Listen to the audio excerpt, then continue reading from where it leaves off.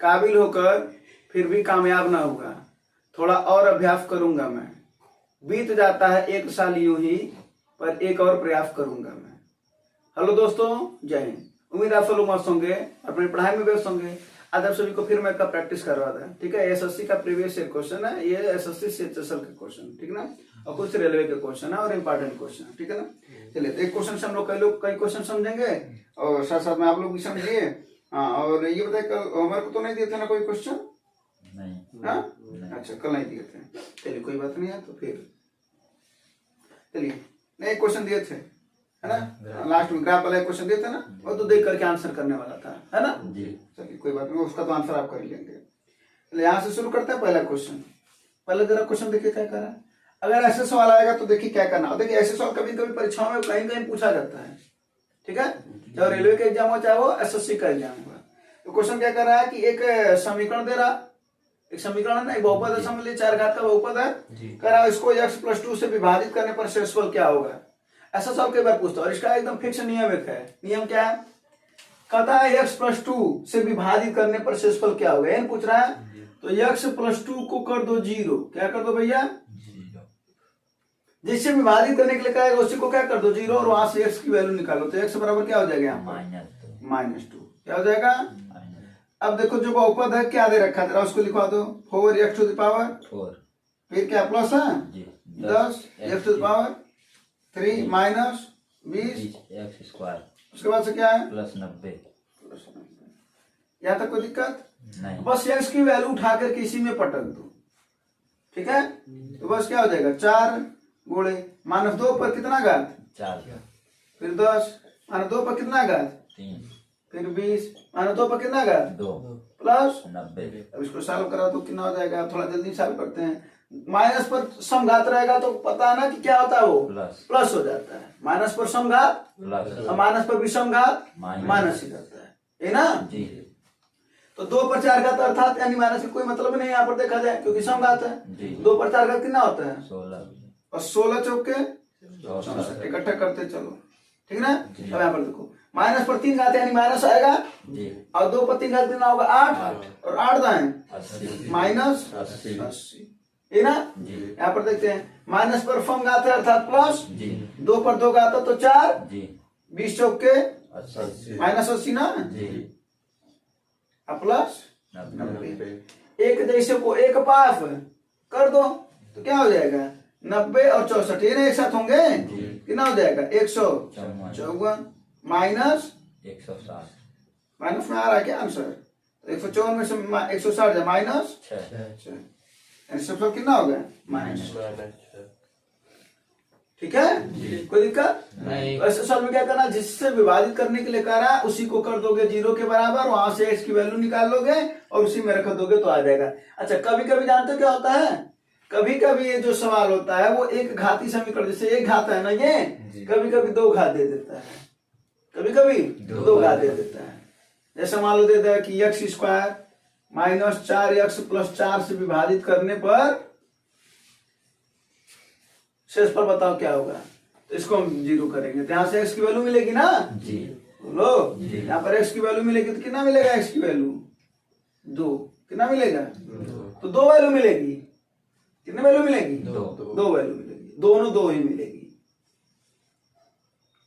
यानी जो घात समीकरण यहाँ से सॉल्व करना पड़ेगा। उसके बाद से जो x की वैल्यू मिलेगी फिर उठा करके वही कमा करना है। क्लियर? तो कभी कभी एक घाती ना दे करके 2 घाती वाले में दे देता है, इससे विभाजित किया जाए तो क्या होगा। क्लियर हो? अगला फल लगाओ।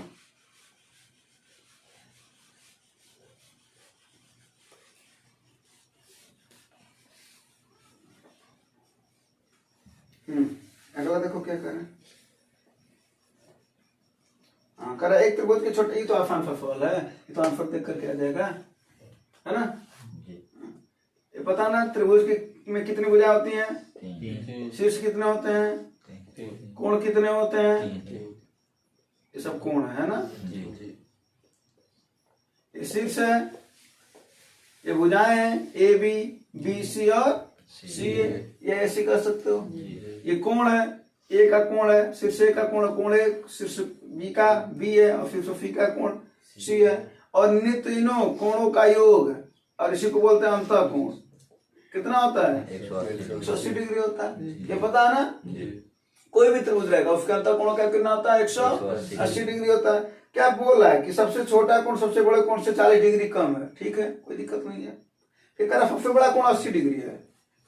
एक चीज क्लियर हो गया। मान लेते ए बड़ा कोण है तो ए कितना है? 80 हो गया। अब मान लेते हैं कि सी छोटा है। सी क्या है? छोटा। तो क्या बोला? छोटका वाला बड़े से 40 कम है तो 80 से 40 घटाओगे तो कितना आएगा? 40। ये ना? तो कह रहा है कि तीसरका वाला कोण बताइए, माने जो बच रहा है। तो बच ही रहा है ना, तो प्लस बी कर दोगे, कोई दिक्कत नहीं। बराबर 180। अब 80 और 40 कितना होता है? 120 को उधर झटकोगे तो क्या हो जाएगा? माइनस ना। 180 में से 120 जाए 60। कौन कितना होगा? 60। एसएससी सीएचएसएल का प्रश्न है ये। ठीक है। हाँ, ऐसा नहीं ना कि एग्जाम में सभी कठिन ही क्वेश्चन आते हैं, ऐसा तो कभी नहीं है। ठीक है, जाकर के पेपर उठा करके देखो तो तुम्हें पता चलेगा कि कम से कम 60% सवाल ऐसे आते हैं कि जो अगर प्रीवियस ईयर क्वेश्चन को 2 बार लगाया हो, कम से कम कितनी बार? 2 बार, तो बड़े आराम से उसके 25 क्वेश्चन में से कम 16 क्वेश्चन सही होना शुरू हो जाएगा। तो कह दो कि 2 बार लगाने के बाद से 16 ही क्यों, 25 में 25 क्यों नहीं हो रहा है? देखो, उसके बाद फिर यूज होता तुम्हारा कॉमन सेंस। और कॉमन सेंस क्या है कि कहाँ जल्दी से हम यही वाला कॉन्सेप्ट रखें।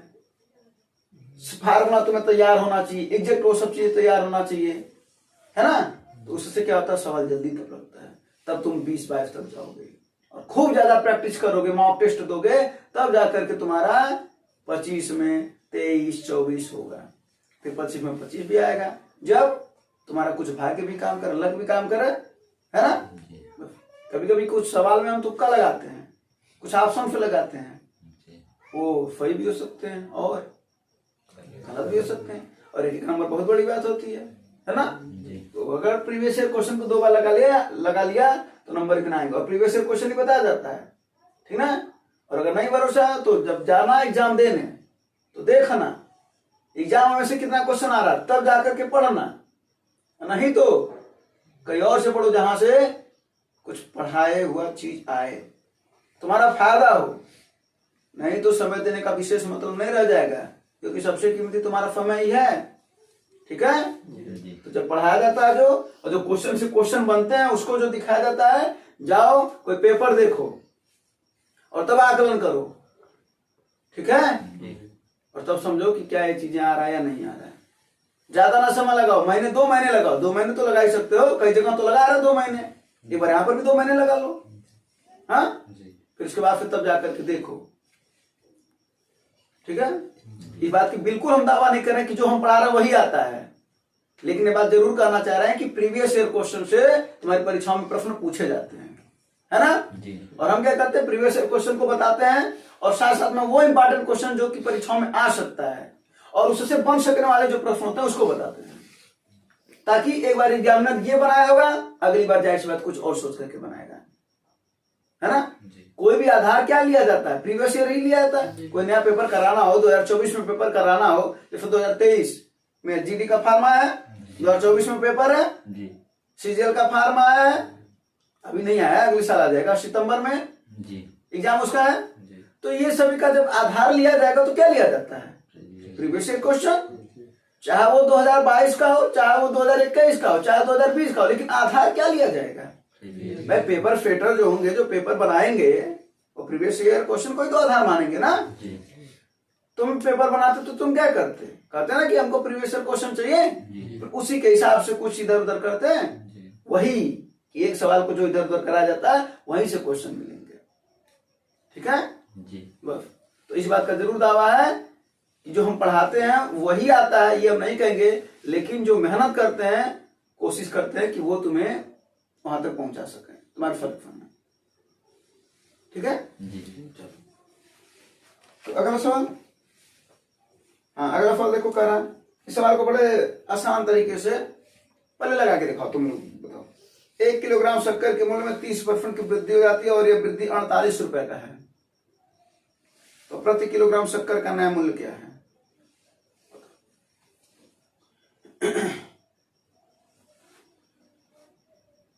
सोचोगे तो लग जाएगा, बहुत ज्यादा लगाओगे तो नहीं लगेगा।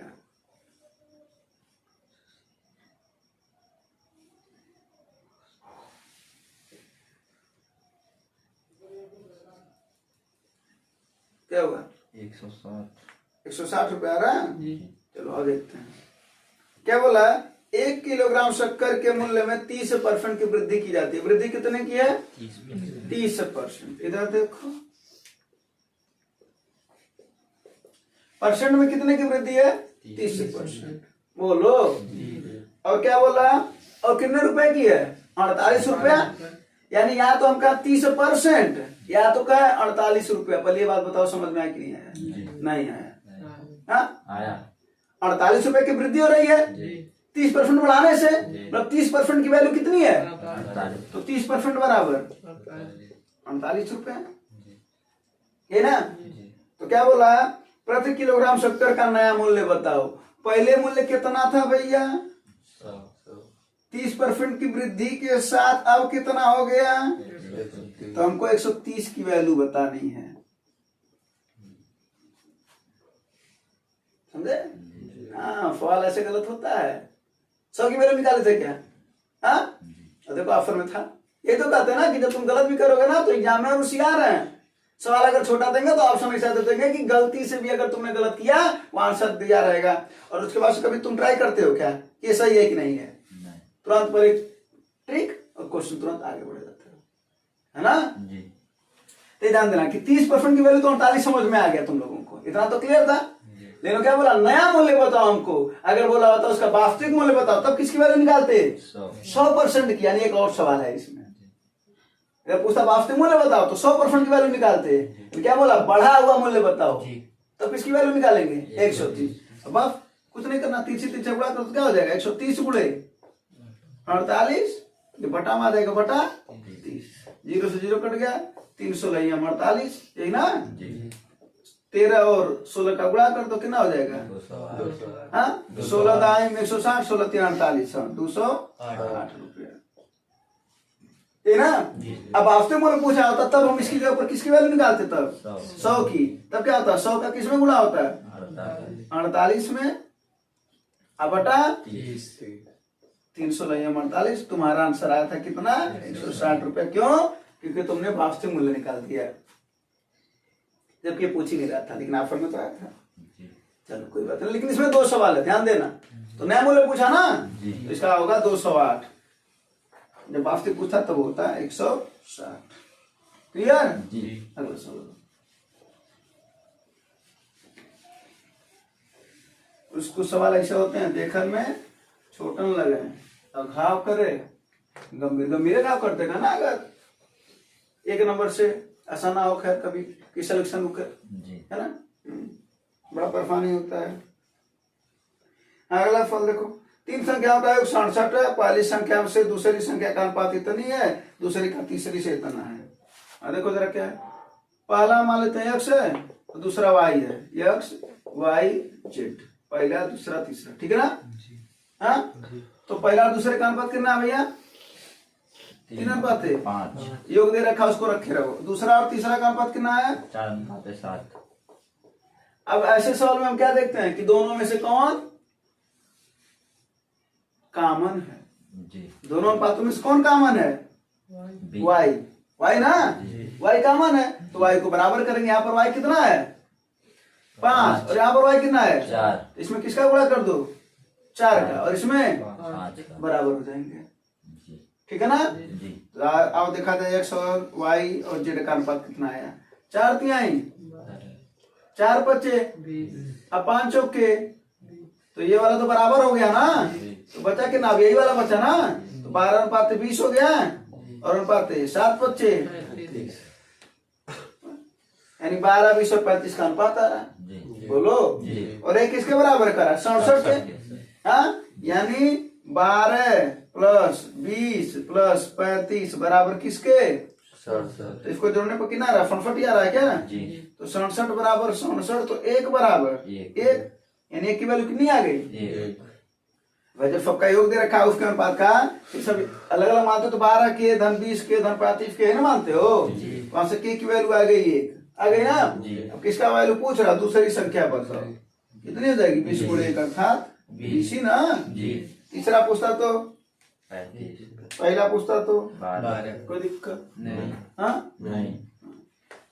यहाँ पर कभी कभी ये भी पूछ सकता है कि पहला का तीसरे से अनुपात बताओ, लेकिन योग ना दिया रहता, योग ना दिया रहता जी। और पूछता पहले का तीसरे से अनुपात बताओ, तब क्या रहता 12 और 35 का, ठीक ना। जी। नहीं समझ में आ रहा तो ऐसा करो, देखो जब आप अगर ऐसे पूछो तो इसका मतलब ये 100/y दे रखा है और y बटा z दे रखा है, यही ना। जी। यहाँ पर क्या है 3/5 गुणे 4/7, बस।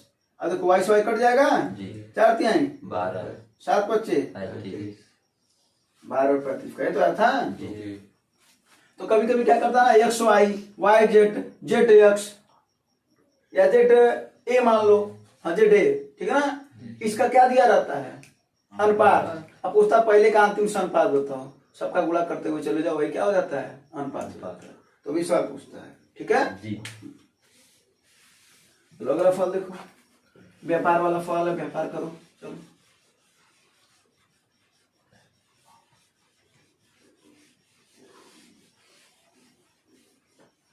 सवाल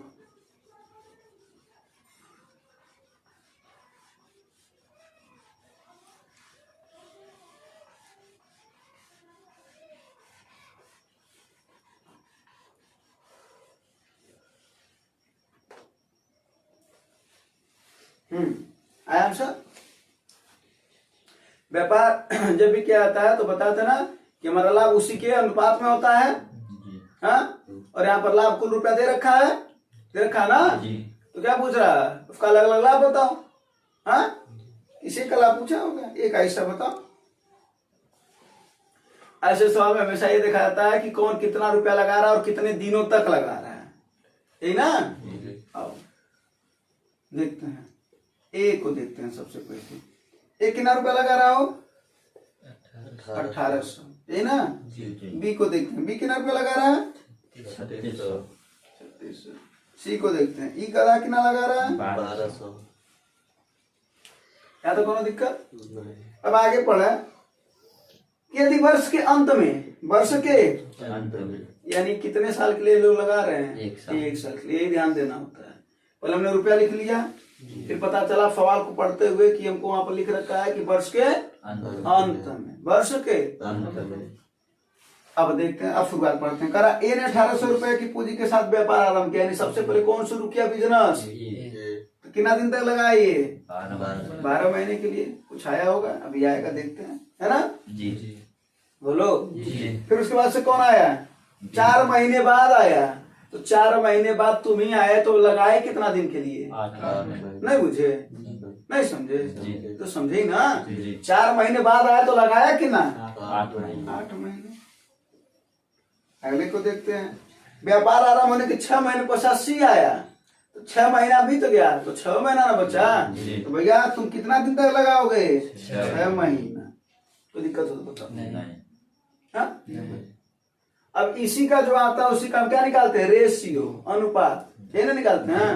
तो चलो यहीं पर निकाल लिया जाए रेशियो। जब इसका रेशियो निकाला तो सबको अनुपात है ना करना है, जो कटला के काट दो, 00 से 00 कट जाएगा। सब बच्चे काट जाएगा ना। जी। बोलो जी। 6 का नाम 6, 6 6 के 6 दूना 12। कोई एक ही संख्या से काटना होता है, जी। क्लियर हो। जी। फिर अब किससे काटा जाएगा, 2 तिहाई 6 2 छक्के 12 3 से कट जाएगा, 3 दूना 6 3 एक का नाम 3 छक्के 18। क्या बचा यहाँ पर 6, हाँ। अच्छा अभी भी कट जाएगा ना। जी। अच्छा 2 एक का नाम 2 चौके 2 तिहाई, क्या आया यहाँ पर 3, यहाँ पर क्या बचा है 4 और यहाँ पर 1। क्लियर हो। जी। तो 3 4 1 का अनुपात आया। जी। अभी अभी बताया ना कि जो हमारा इस लाभ का जो आता ना पैसा, इसका हम रेशियो निकालते हैं, क्या निकालते हैं, और उसी रेशियो के हिसाब से हमको फायदा होता है। तो जन्म करते हो जग जाएगा, जितना पैसा हम लगाएंगे उसी के हिसाब से कमाएंगे। जी। बोला जी। है ना। चलो तो 3 4 और 1 का अनुपात आया। अब क्या बोला कि अंत में 1760 रुपया का लाभ हो रहा, यानी कुल ले दे करके 3 4 और ये 1, यानी कुल ले देकर कितने 3 4 सात 7 1 आठ 8 बराबर किसके 1760 के। तो एक का वैल्यू निकालोगे ना, तो 8 से इसको काटो, 8 दूना 8 दूना 16 0, यानी एक का वैल्यू कितना आया 220 220। अब किसकी वैल्यू पूछ रहा है, एक ऐसा ना, एक ऐसा है कितना 3 का इसमें गुणा कर दोगे तो 22 आई 66, यानी 660 रुपए। अगर पूछा होता कि बी का ऐसा बताओ तो 22 के 88 है ना, तो 880 रुपया होता है इसका हिस्सा। पूछा था सी का ऐसा बताओ तो ये तो एक का है ना, तो 220 होता है क्योंकि एक का वैल्यू 220 है। हाँ, अगर पूछा होता ए और बी का अंतर बताओ, रुपया उनके लगाने का अंतर बताओ, कितना होता 4 और 3 का अंतर कितना होता 1, और एक की वैल्यू 220 है। हाँ, पूछा होता बी और सी का अंतर बताओ तो 4 और 1 का अंतर कितना होता है 3, तो कितना होता है 3 का गुणा कर देते 660। क्लियर हो?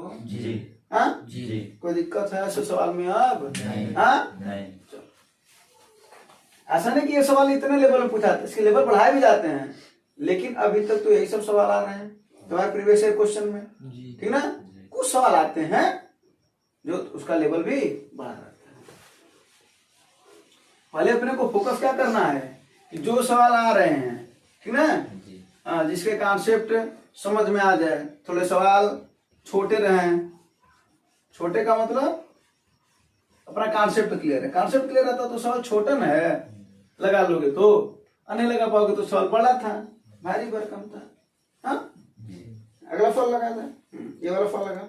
अब इस सवाल को तो हम तुम्हें पहले ना, चूंकि इससे डर लग रहा होगा, इस वजह से इसको देख करके तुम्हारा आंसर बता आया। आंसर इस सवाल को हम देख करके आंसर बता रहा है तुम लोग को। देखो इधर एक बार जो लिखा है उसको जरा देखो, देखो क्या लिख रखा, 5 5 5 हर जगह ना, 5 को कॉमन कर लो, 5 को क्या कर लिया है कॉमन कर लिया। अब देखो जब भी ऐसा दिया रहे और करणी में रहे और उसका अंतर 1 रहे, जरा देखो अंतर 1 है कि नहीं है। करणी में 2, 1 को तो करणी में 1 लिख सकते हो ना, करणी में 2 करणी में 1 का अंतर कितना भैया 1 है। फिर करणी में क्या है आगे 3 और करणी में 2, इसका भी अंतर, फिर आगे भी करणी, सबका अंतर 1 आ रहा है, अंतिम तक अंतर 1 आ रहा ना।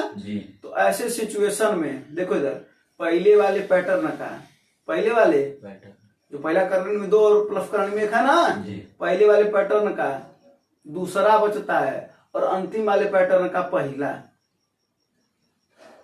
और चिन्ह बदल जाता है। इसका मतलब है कि इसका आंसर देख करके मान सकते हो। तो पहले वाले पैटर्न का क्या बचेगा दूसरा वाला, तो क्या बचेगा 1, उसका चिन्ह कहाँ रहेगा माइनस। अभी बताएंगे लगा करके, लेकिन अब तुम्हें सोचना है, थोड़ा सोचो सवाल को, वरना ये सब सवाल ना वो लोग देख करके लगाते हैं जिनकी तैयारी होती है अच्छे से। तो तुम भी तो एक दिन उसी लोगों में आना चाहते हो।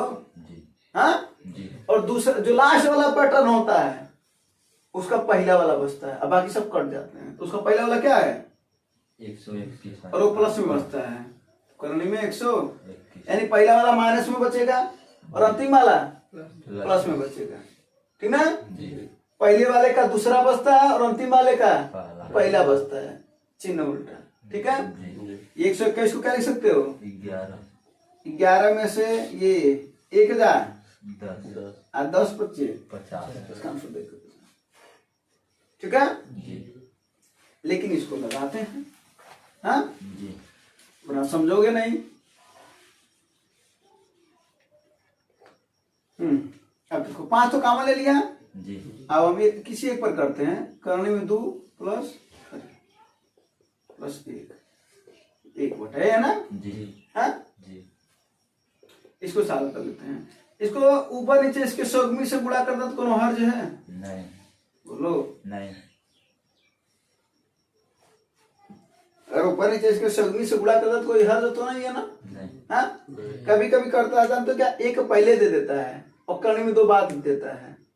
फिर वहां पर देखो करने में 3 प्लस करने में 2 है ना, करने में 2 प्लस करने में 3 दे देता है। तो ये महाराज जी बताओ 3 और 4, 3 और 4 जोड़ करके बताओ कितना होता है 3 4 4 3 ये ना 2 3 3 2 बात वही हुआ ना। तो हमेशा क्या करना, बड़े वाले को पहले कर देना, बड़े वाले को पहले कर देना, ठीक ना।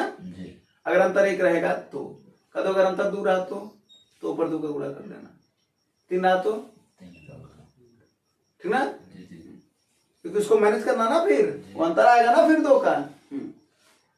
चलो इसको लगाते हैं, तो करनी में 2 - 1 ये हो गया ना, जी क्या हो जाएगा करनी में 2 - 1, इसका क्या हो जाएगा a + b a - b, formula क्या बनता है a + b और a - b का फार्मूला क्या बनता है a² - बी स्क्वायर तो इसका स्क्वायर करोगे तो करनी हट जाएगा, जी और इसका स्क्वायर करोगे तो 2 में से 1 हजार, एक अर्थात क्या बचेगा n बचेगा। जी हाँ, जी इसी तरीके से 1 बटा क्या है करनी में 3 + 1 बटा करनी में, इसके भी सगुनी का गुणा करोगे, जी बोलो, जी तो ये भी क्या आएगा ऊपर करनी में 3 - करनी में 2 आएगा, जी अब बटा इसका a + b a - b, 3 का स्क्वायर √3 का स्क्वायर और √2 का स्क्वायर माइनस में होगा तो कितना आएगा 1, ये ना। जी यानी जरा देखो जो प्लस वाला है यही ऊपर जाकर के क्या बदल जा रहा है, माइनस सब कुछ वही संख्या बीच में माइनस आ रहा है ना, ये भी देखो।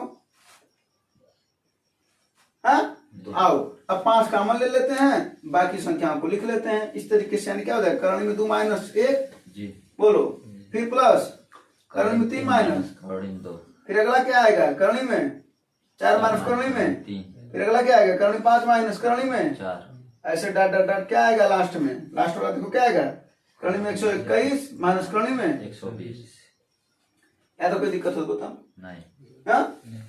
अब जरा देखो पहला वाला कट रहा है इससे से, अरे भाई पहले का इसके अंतिम से कट जा रहा है ना, जी फिर दूसरे के का पहल का इसके अंतिम से कट रहा है, जी फिर तीसरे के का पहल का इसके अंतिम से कट रहा है, जी इसका मतलब अंतिम वाला क्या हो रहा है, कट है यानी सब अंतिम वाले क्या हो जाएंगे कट जाएंगे, और ये वाला बच जाएगा क्योंकि इसके आगे है नहीं, जी क्योंकि जैसे देखो √3 आगे आ रहा था तब ना कट रहा था, जी ये वाला यहाँ आ रहा था तब ना कट रहा था, अब ये आएगा नहीं तो क्या बचा 5 बचा, और यहाँ पर बचा -1 और √121 को क्या बोलते हो 11, 11 में से 1 जाए 10 और 10 बच्चे 50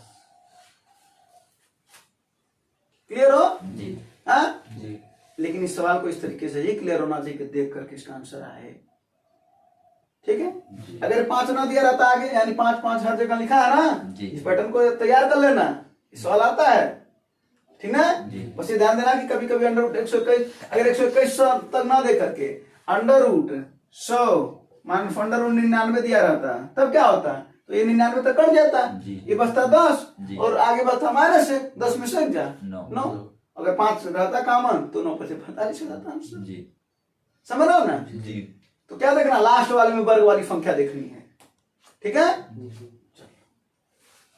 वो वर्ग रहता है, वर्ग वाली संख्या के वो वर्ग रहता ही है। अच्छा मान लो वर्ग ना रहता तो जो आता वही आंसर है भाई, जब वर्ग से नहीं निकलेगा उसका यानी √ से नहीं निकलेगा तो आंसर हो जाता है, बोलो जी जी बेटा दे। हाँ? जैसे क्या ना तुम लोग एकदम जो आंसर होता है ना हमेशा पूर्णांक में खोजते हो, 3 7 8 13 125 है ना, √ आ जाता ना तो तुम्हें लगता कि नहीं नहीं नहीं ये हमारे ग्रह का नहीं है। अगला फल लगा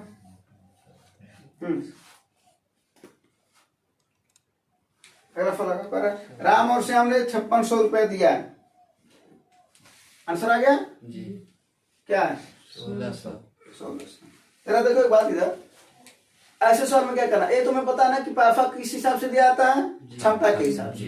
कैसे दिया जाता है, जितनी जिसकी क्षमता होगी उतना वो पैसा कमाएगा। जी हाँ जी तो जरा देखो क्षमता क्या दे रखा है, हाँ पहले दिन दे रखा है ना, जी तो दिन कितना दे रखा है, राम कितने दिन में कर रहा है 5 और कितने दिन में कर रहा है। अगर हम इसका रेशियो ले लें दिनों का तो 5 अनुपात 9 ही आएगा, बोलो हाँ या नहीं। जी हाँ जी तो अगर दिन का अनुपात ये है यानी दिन को क्या बोलते हो समय ना, जी तो समय का अनुपात यह है तो क्षमता तुम्हें पता है इसका उल्टा होता है, जी कितना हो जाएगा 9:5 9/5। क्यों, क्योंकि देखो क्षमता बराबर क्या होता है भैया कार्य बटा समय। अब देखो क्षमता और समय एक दूसरे को उल्टा है कि नहीं है, हाँ जी तो ये बोल रहे हैं कि दिन का हमने अनुपात ले लिया तो 5 और 9 का अनुपात 5 और 9 ही होगा, फिर हमने क्षमता का अनुपात लिया तो उल्टा हो गया 9 और 5। अगर एक और रहता तब तो उसको उल्टा करते जाओ 1/5 जैसे मान लो अगर ये रहता राम श्याम घनश्याम रहता मान लो, और इसका रहता 7 दिनों में, तब क्या करते 1/5 अनुपात 1/1/1 7 9 5 7 का क्या लेते हैं एलसीएम लेते हैं, फिर इसको ऊपर करते हैं, फिर वो आ जाता है। कोई दिक्कत है? नहीं चलो तीसरा वाला नहीं दिया, लेकिन समझ में आया ना कि 3 भी दिया रहता तो लगा लेते हैं। जी चलो तो 9 और 5 दे रखा है। जी अब क्या दिया है, क्षमता हो गया 9 और 5 कह रहा 5600 रुपया मिल रहा है, तो इसी के बराबर ना 5600 है, क्षमता के बराबर ही तो रुपया है, तो 9 5 14 बराबर 5600, तो 1 बराबर 1400 से काट दो 400। हाँ यानी का वैल्यू कितना आ गया 400। अब क्या पूछ रहा है अंतर उनके अंतर, अगर पूछा होता ये कितना कमाएगा, क्या होता है गुणे 400 कर देते, यानी कितना होता 5 चौके 2000 रुपया। पूछता है ये कितना कमाएगा, कितना हो जाता 9 चौके 3600 रुपया। बोलो तो क्या पूछ रखा अंतर, तो 3600 और 2000 का अंतर कितना आएगा 1600। नहीं समझ में रहा तो ऐसे निकालो 9 और 5 का अंतर कितना हुआ 4, 4 गुणे 400 इक्वल टू 1600, ये ना। अगला फल लग लो बिठाता है।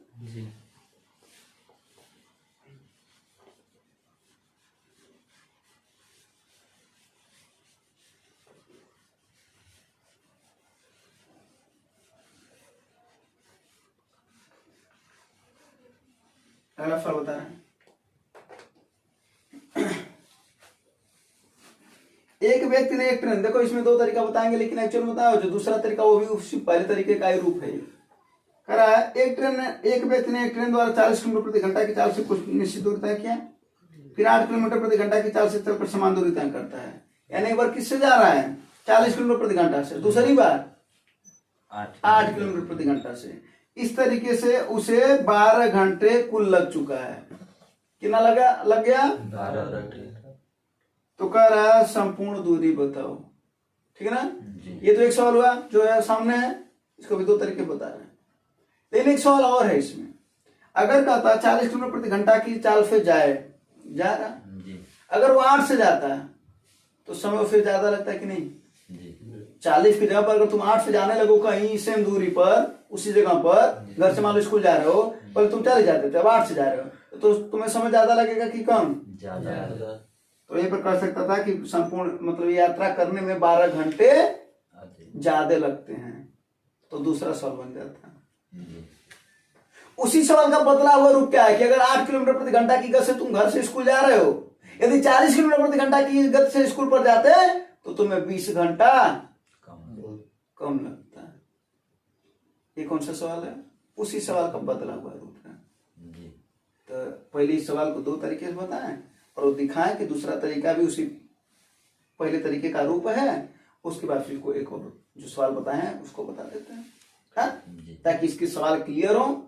जब संपूर्ण देता तो क्या करते हैं और अंतर दिया रहता तो क्या करते हैं, ये ना। चलो क्या कर रहा है, कुल समय कितना लग रहा है, कुल के रूपों में हमको क्या पता है भाई साहब बताओ, समय कितना घंटा लग रहा है। समय बराबर होता क्या है, दूरी बटा चाल। अगर हम इसका कॉन्सेप्ट तैयार करने की कोशिश करें तो कॉन्सेप्ट यही हो रहा है, कुल समय मान लेते हैं टी है, यही ना।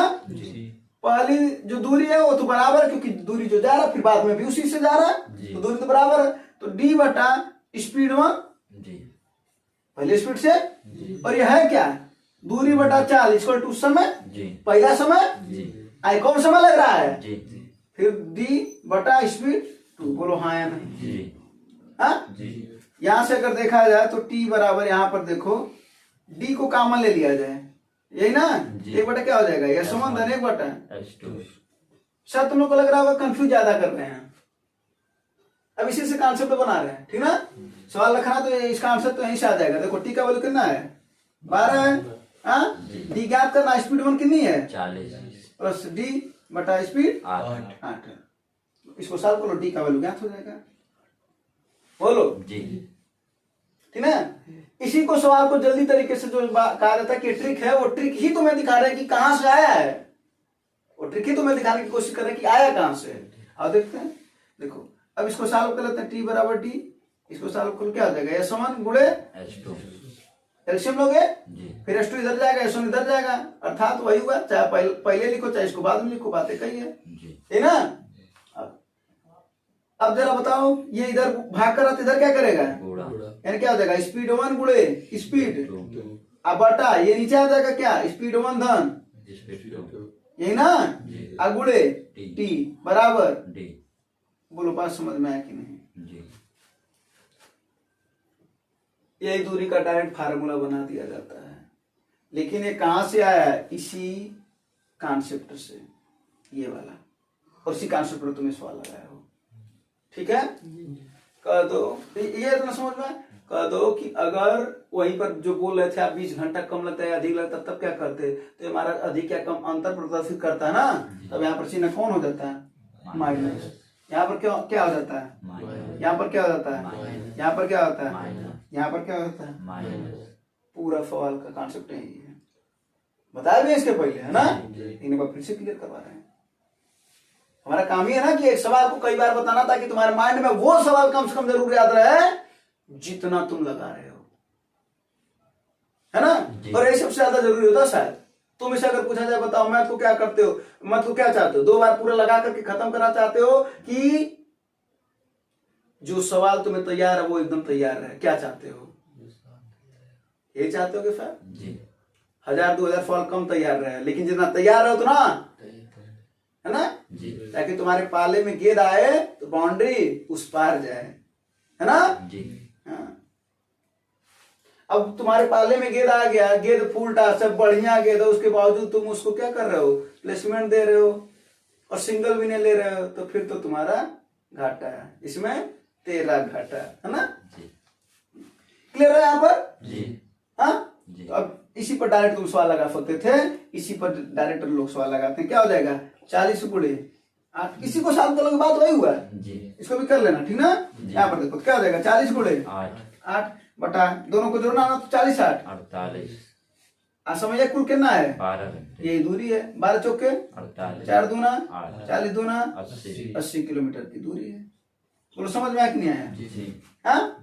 अब वही जो बोल रहे थे कि 20 घंटा कम या अधिक लेता, तब क्या कर देते हैं हम, तब क्या करते 40 गुणे 8 और यहाँ पर क्या बोले हैं, तब अंतर हो जाता ना, जी अंतर हो जाता ना, अंतर हो जाता ना, अंतर हो जाता ना, तो यहाँ पर क्या लेते, तब 40 और 8 का अंतर कितना होता है, 32 गुणे 12 बराबर D। भाई 12 घंटा अधिक या कम लेता ना, तो बोलो, तो दूसरा सवाल है वो। अब दूसरे सवाल का 2 रूप है, एक बार कहेगा अधिक, भाई जब कम वाले से जाओगे तो अधिक ना समय लगेगा, और ज्यादा से जाओगे तो कम यानी 16वां एक है सॉल्यूशन में उसका पैटर्न में उसका क्वेश्चन है ना। जी तो 8 चौके 32 4 तिहाई 12 40 तिहाई 120, यानी दूरी कितनी है 120 120 किलोमीटर। कब, दूसरे सवाल का, इस सवाल का नाम मान देना 120, इसका आंसर कितना है 80 है। चलो 120 आया भी नहीं है, तो इस सवाल को समझे कि नहीं, जी इसके अंदर घुस करके समझे ना, जी हाँ जी मिटा था। जी तो जब कुल देगा तो क्या करना है, अगर कुल समय देगा तो दोनों का गुणा जी और दोनों का योग नीचे और गुणे समय, अगर समय मिनट में दिया रहेगा तो बटा फाट कर देना, जैसे कल दिया होता है यहीं पे 12 मिनट, तो 12 बटा 7 है ना। और अगर कर कम या अधिक, तब क्या करना, स्पीड का गुणा, दोनों स्पीड का गुणा, फिर उनका क्या लेना, तब इस बार अंतर, बड़े में छोटे को घटा देंगे और गुणे समय, ठीक है ना, समय कर लेंगे दूरी आ जाएगा, ठीक है।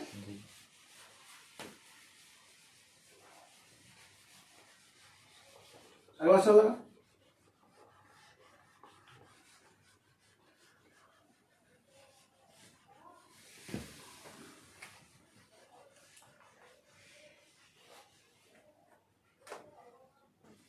और सवाल है। एक समाप्त त्रिभुज की भुजा 8 सेंटीमीटर, इसका क्षेत्रफल बताओ। इसके बारे में तो अभी हम कल बताए थे, है ना। जी हाँ जी चलो, इससे पहले एक सवाल ये बता देते, फिर जाकर के इसको होमवर्क दे देते हैं, इसका आंसर तुम लोग बताना, ठीक है जी। हाँ, समाप्त त्रिभुज वाला जो सवाल है इसको होमवर्क दे देते हैं, ठीक है। चलो पहले ये सवाल लगा लेते हैं। करा त्रिभुज पी क्यू आर में क्यू समकोण है, जरा एक चीज लिखा है पहले तुम्हें बताते, देखो जरा ऐसा, इधर 3 4 5, ठीक ना, जी 5 12 13, ठीक ना। फिर उसके बाद फिर तुम्हारा 7 24 और 25, ठीक ना। एक और है क्या तुम्हारा, हाँ 8 15 और 17 जो इसमें दे रखा है।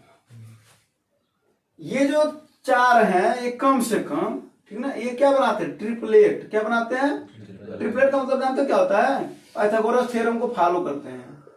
इसको अब पाइथागोरस थ्योरम क्या कहता है, कर्ण का वर्ग बराबर लंब का वर्ग धन आधार का, क्योंकि कर्ण तुम्हें पता है सबसे बड़ी भुजा है। जी। त्रिभुज में सबसे बड़ी जो भुजा का नाम क्या है, वो कर्ण है। तो कर्ण सबसे बड़ी भुजा होगी। तो सबसे बड़ी भुजा का वर्ग शेष दोनों के वर्गों के योग के बराबर होता है। एक भी लो, 5 का वर्ग कितना होता है, 25, 3 का वर्ग 9, 4 का वर्ग 16, 16 9 25 है कि नहीं है। जी उसी तरीके अब समझ क्या हो गया, जी ये ट्रिपलेट बनाते हैं, याद रखे रहना ये चारों, ठीक है ना। हाँ 3 4 5 5 12 13 7 24 25 और 8 15 17, क्लियर हो। जी। अब एक चीज समझो, एक चीज और समझा रहे हैं। अगर इसमें 2 का गुणा हो जाए तो कितना हो जाएगा, 6। और ये कितना हो जाएगा, सभी में 2 का गुणा होता है, कितना हो जाएगा 8, यानी अगर 6 रहता है या 8 रहता तो कितना होता है 10, मान लो 5 का गुणा हो जाता तो 5 दिया। 15, अगर ये 15 होता और ये 20 होता तो ये कितना होता, 25, 25 होता। यानी बहुत सारे ट्रिपलेट तुम्हें पता चल गए, है ना। इसमें जरा देखो, अगर इसमें मान लेते 3 का गुणा होता है तो 8 3 का 24, अगर ये 24 होता है और ये 45 होता तो ये कितना होता है। तुम्हें याद करने क्या नाम है, पाइथागोरस थ्योरम को रख करके सॉल्व करने की जरूरत नहीं पड़ेगी, समझ सकते हो, जी समझे। अगर वहीं पर इस पर पैटर्न बन जाता, अगर हम कह देते कि अगर एक भुजा 21 है, ठीक ना, और सबसे बड़ी भुजा 75 है, तो बताओ जो बची भुजा उसका वैल्यू कितना होगा। तो देखो इसी पर तो आ रहा है ये 7 3 25 तिहाई 75, तो 24 तिहाई, 72, यानी इसकी वैल्यू कितनी होगी, 72, बात समझ आया कि नहीं आया। जी यानी 2 का गुणा 3 का गुणा 4 का गुणा 5 का गुणा, गुणा की कमी है, जितने करते जाओगे सब ट्रिपलेट बनते जाएंगे, तीनों भुजाओं में करते जाओगे तो, ठीक ना। जी इतने सारे ट्रिपलेट बनते हैं, ये क्लियर हो यहाँ तक। जी अब आते हैं अपने फॉल पर, हाँ जी फॉल पर आते हैं। जी अब देखो क्या दे रखा है, कॉसेक थीटा बराबर इतना, यही ना।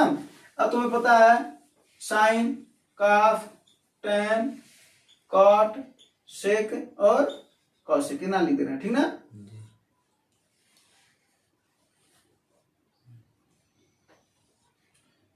यल ए यल के ए पढ़े होगे, लाल बट्टा कप का जी पढ़े ना। जी यल माने क्या होता है भैया, लंब। ए माने आधार और के माने भैया कौन। कोई दिक्कत हो तो बता। नहीं अब देखो यहाँ पर क्या बताना है, साइन थीटा बराबर क्या होता है, इसको बट्टे में बताना है, लंब बट्टा। कर कॉस थीटा बराबर आधार बट्टा, कर टेन थीटा बराबर लंब बट्टा, आधार कॉट थीटा बराबर आधार बट्टा। अब ऊपर चलो, कॉट थीटा आधार बट्टा, लंब सेक थीटा बराबर कोण बट्टा, आधार कॉसेक थीटा बराबर कर्ण बट्टा, लंब ठीक ना। जी ये कॉन्सेप्ट हो गया, इसी पर ये फॉर्म दे रखा है। अब देखते हैं क्या दे रखा है, कॉसेक पी बराबर 17/15, क्योंकि करा एक कोण समकोण है जी तो समकोण में ही लगता है। तो क्या बोला, कॉसेक पी बराबर 17/15। 15 अब देखते हैं कौशिक क्या होता है, कौशिक एन है, जी क्या होता है कर्ण बटा, लंब यानी ये क्या है, कर ये क्या है, लंब ये क्या है लंब एन ऊपर वाला कर्ण और ये क्या है। लंब अब देखते हैं अगर वो कर्ण है और एक भुजा अगर मान लेते हैं कि ना 15, ये क्या है, लंब तो ये क्या होगा, आधार यानी आधार कितना मिल गया तुम्हें, 8 क्लियर हो कि नहीं हो, जी नहीं समझे। समझे। पाइथागोरस थ्योरम तुम्हें लगाने की जरूरत भी नहीं पड़ी, अगर तुम्हें ये सब याद है तो इतना तो याद करना ही पड़ेगा। जी यानी कौन मिल गया हमको 17, लंब पता 15, तो आधार बचा 8। बोलो जी अब क्या पूछ रहा है, साइन आर का वैल्यू बताओ। देखो ना ध्यान से, एक चीज और सुनना, गलती से यहाँ पर फाइन पी का वैल्यू निकालोगे तो और आएगा, फाइन आर का वैल्यू कुछ और आएगा, ध्यान देना इस बात का। पहले चित्र बना लेते हैं, नहीं तो गलती तो होगा ही होगा। अब देखो क्या दे रखा है, पी क्यू आर। अब किस पर समकोण है, क्यू पर ना, जी। तो क्यू यहाँ पर है, पी यहाँ पर, और अब तुम्हें बता दे कि नियम कि थीटा के सामने की भुजा हमेशा लंब होती है। क्या होती है भैया? लंब। सवाल शायद छोटा दिख रहा है, लेकिन उसके पीछे कुछ लॉजिक भी छुपे हुए हैं और उसका सवाल का मैजिक भी छुपा हुआ और उसका कॉन्सेप्ट भी छुपा हुआ है। ठीक है। थीटा के सामने भुजा नोट करके लिखना कि थीटा के सामने की भुजा क्या होती है? लंब होती है। सबसे बड़ी भुजा कर्ण। कौन होती है? भाई 5 पांडव थे ना, जी। उनसे भी बड़ा भाई कौन था? कर्ण। तो सबसे बड़ा भाई कौन था? कर्ण। तो त्रिभुज में सबसे बड़ी भुजा कौन होता है? कर्ण। कौन होता है? कौन होता है? कर्ण। थीटा के सामने की भुजा लंब। तो बची हुई भुजा। आधार। क्लियर हो? जी। अब देखते हैं यहाँ पर क्या बोला, कौशिक पी ना, जी। पी का मतलब इसकी बात कर रहा था जी। तो इसके हिसाब से लंब यही था ना। जी। तो लंब कितना था? 15। कितना था? 15। कौन कितना था? वो तो बदलेगा नहीं, 7 ना। जी। और आधार कितना था? 8। ये था। जी। बोलो। लेकिन वो क्या पूछा? अगर पूछा होता साइन पी का वैल्यू बताओ, तब तो कोई फर्क नहीं पड़ता, तब तो हम यही नियम लगाते। जी।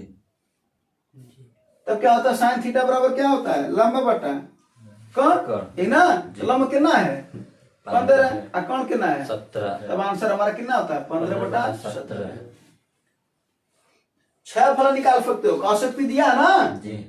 साइन का वैल्यू ज्ञाति कर दिए, कॉस भी ज्ञात हो जाएगा। आधार बटा कौन, आधार कितना है? 8 बटा 17। लंब बटा आधार, tan थीटा की वैल्यू निकाल सकते हो। कॉट थीटा के सेक का भी कॉसेक का तो दे रखा है। लेकिन उसने पूछा आर की वैल्यू बताओ। किसकी वैल्यू बताओ? आर वाले की। अब इसके सामने की भुजा है ना, हो जाएगी जी। हाँ। जी। तो यानी अब ये क्या हो गया? लंब। लंब हो गया। क्या हो गया? लंब। यानी साइन जब आर का वैल्यू ज्ञात करेंगे तो क्या होगा? लंब बटा कर्ण। और आर ये है और आर के सामने भुजा कौन होगी? P Q. जी। और पी क्यू क्या है? 8। 8। यानी इसकी वैल्यू कितना हो गई? 8। 8। और कौन कितना हो गया? 17। यानी इसका आंसर क्या है? 8 बटे 17 न कि 15 बटे 17। ठीक ना। जी। अगर एक बार पूछा होता फाइन पी की वैल्यू बता, तब क्या होता है? 15 बटे 17। ठीक है। जी। क्लियर हो? जी। चलो, तो अब जो होमवर्क वाला दिए थे सवाल, अब उसको लगा देते हैं। उसको वहां पर स्क्रीन पर देख लो, इस सवाल को लगा लेना। ठीक है। जी। कोई दिक्कत नहीं। परेशानी नहीं। समस्या नहीं। प्रॉब्लम? तो उम्मीद है चीजें आप लोगों को समझ में आएगा और आप लोगों को भी। धन्यवाद। जय हिंद।